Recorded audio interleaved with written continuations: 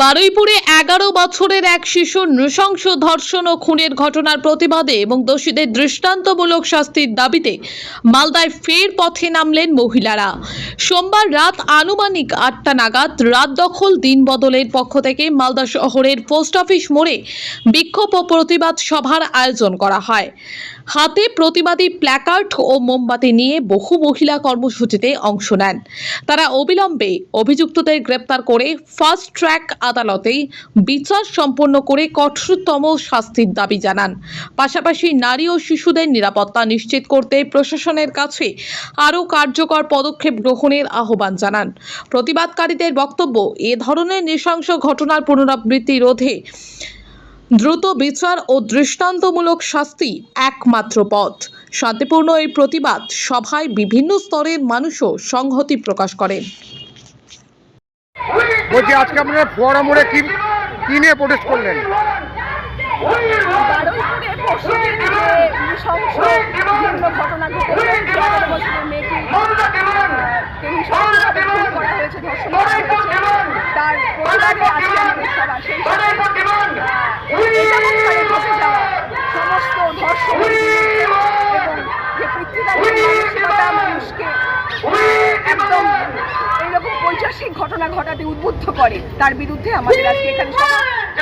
আমরা জাস্টিস চাই, এই সমস্ত ঘটনা যাতে না ঘটে তার জন্য রাষ্ট্রকে, প্রশাসনকে, সরকারকে যে নীতিগুলো ঘটনা দরকার আমরা বারবার বলে আসছি, আর কি করে আন্দোলন সেইগুলোকে যাতে আগামী যেমন একদম প্রাথমিক লেভেল থেকে লিঙ্গ সাম্যের কথা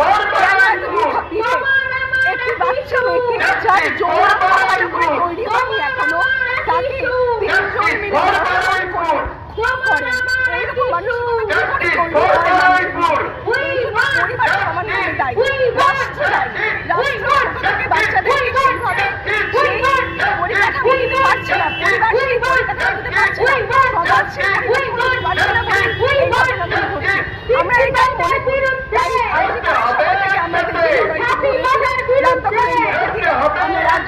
সময় থেকে আমরা মালদার ফোয়ারা মোড়ে আজকের প্রতিবাদ সভা করছি।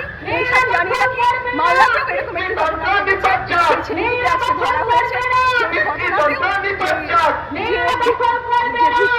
সে যেন সঠিক পরিষেবা পায়, তার যেন সবকিছু গোপনীয়তা রক্ষা করা হয় এবং যে লোকটি ছেলেটি এই কাজটি সংযুক্ত তার জন্য কঠোর শাস্তি হয়।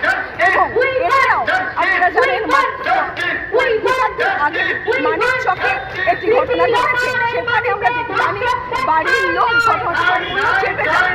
আমরা এটা প্রোটেস্ট করেছিলাম, আমরা থানায় গিয়েছিলাম, কিন্তু আমরা কোনো কিছু করতে পারিনি। বাড়ির লোক ব্যাপারটিকে সামনে আনতে চাননি। এই ঘটনাগুলো বাড়ির মানুষরা আপনারা সচেতন হন। অভিভাবকদের কাছে আমাদের আবেদন, আপনারা যতদিন না সমাজে সচেতন হবেন, এই ধরনের ধর্ষকরা চারিপাশে ঘুরে বেড়াবে, আপনার পরিবারে ঘুরে বেড়াবে। আপনারা সচেতন হন। আপনার নাম? আমি শর্মিষ্ঠা।